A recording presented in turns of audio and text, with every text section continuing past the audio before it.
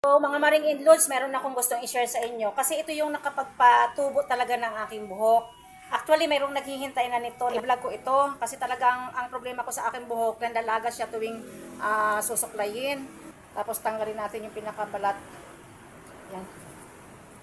Nagtanim talaga ako ng napakarami nito. Ayaw ko kasi na maraming may chemicals na ginagamit sa buhok ko. Kasi lalo ako nakakalbo.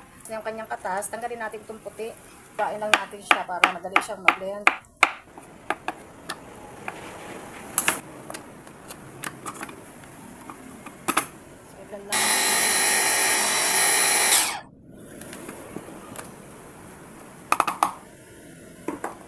Ating salain.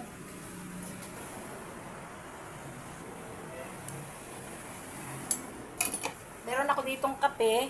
So, lagyan natin ito ng mga 1 teaspoon lang.